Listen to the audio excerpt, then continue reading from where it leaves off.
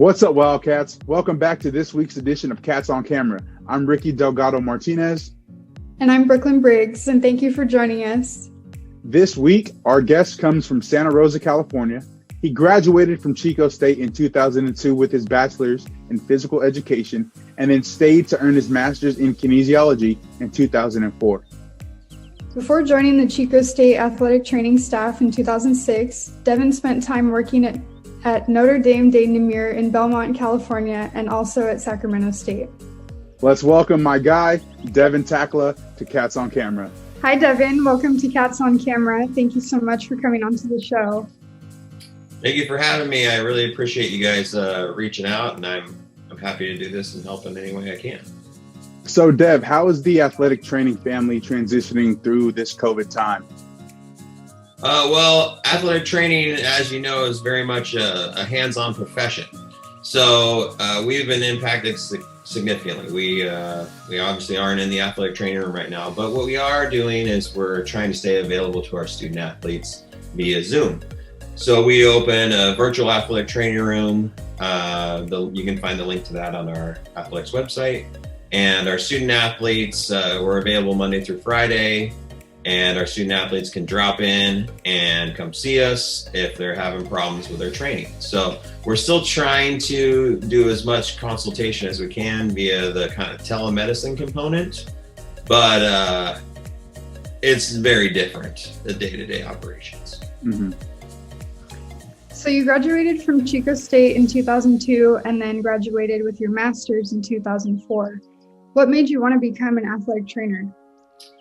Well, a lot of people get into athletic training kind of two ways, I feel like. You kind of hear people who were student athletes and got exposed to athletic training and then, via their own injuries or whatever. And then there's people that really come in from the medicine side.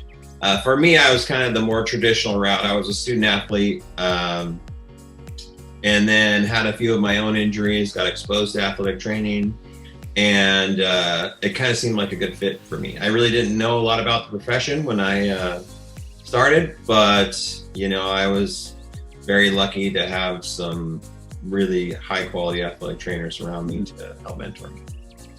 All right. So can you talk a little bit about, post-grad for you? You spent 2 years, or 2 years at two different schools, and then you came back to Chico. So can you talk about, the journey between grad school up until you got to Chico State?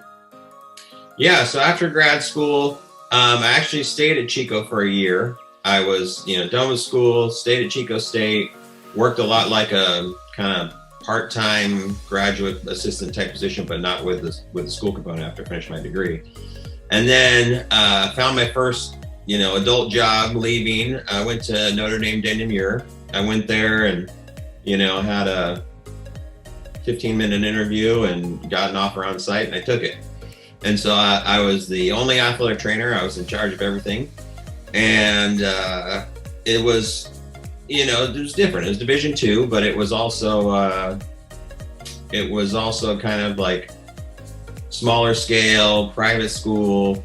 And I found myself traveling all over the place. We didn't have facilities on site, so I was loading everything up and hauling it all over the place. And it was different. So then middle of that year, I convinced them to hire an assistant for me, and then I ended up leaving. My brother works at Sacramento State. He's a full-time faculty in their kinesiology department there. And so he kind of heard through the grapevine they had an athletic trainer position opening up. And so I applied for it and got it, and then went from, small scale by myself, Division II, to full-blown undergraduate athletic training education program and kind of smaller scale Division I. And had some exposure there. And honestly, I'd planned on staying there for a little bit. And then I got a call from Scott Barker, the head athletic trainer here at Chico State. And he said, "Hey, my assistant just informed me he's leaving. I know you've been bouncing around a little bit. How do you feel about coming back?" And I mean, it took me all of 2 seconds to make the decision to come back to Chico. I mean, Chico, I grew up, I learned from Scott. I grew up in that athletic training room. And I knew all the coaches, I knew all the staff, and moreover, I knew, about the Wildcat family piece that we build here. And it was something that was missing at both those other schools I worked at. It was the work was the same, student athletes, the type of injuries, but the family component and the piece that really hit home for me was, everybody here at Chico State truly cares about each other. I feel like I've never worked in a place that has more of a kind of unified group than I have in this building in Packaging. Can you talk a little bit more about like the specific protocols that the athletic department would have had to follow had we had a fall and winter season? Yeah, that's a tough question to answer short. The short version is there's a lot of stuff that goes into the testing, the monitoring, and the just the practice protocols and the differences from sport to sport. You look at outdoor sports and you look at indoor sports and you look at player-to-player contact and the NCAA has a very specific guidelines for all colleges to follow. I don't know if you guys have looked at the resocialization of sport document from the NCAA, but it's 41 pages. I was reviewing it a little bit before this interview, and 41 pages of information about how we're supposed to manage COVID exposure is a lot. And so, for us, it's being a small, a Division II school. There's a huge cost associated with just testing these student athletes for just practice, let alone competitions. You think about competitions, there's specific guidelines for basketball. I'm talking about not only the student athletes involved, but the officials, the people working at the table, anybody who's really led in the building. When you look at indoor sports, it's a really tough problem to manage an indoor event with COVID. Outdoor is a little better, but you look at sports like baseball and softball and the frequency of who touches the implement, the ball, and the amount of times you see people going to their mouth, and it makes for a really, really challenging, a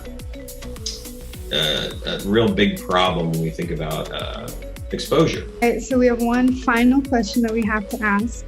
Did you and your lovely bride, Melissa, name your son Rocco after a family member? Well, we did not name him after a family member, but for us, thinking about, for me, Melissa, being a hairstylist, she sees a lot of people. For me, 350 student athletes every year, plus the kids in my classroom, that's maybe around 400 students a year that I interact with. I see a lot of different names, right? So for me, I wanted something unique that he had some ownership in, but nothing too crazy.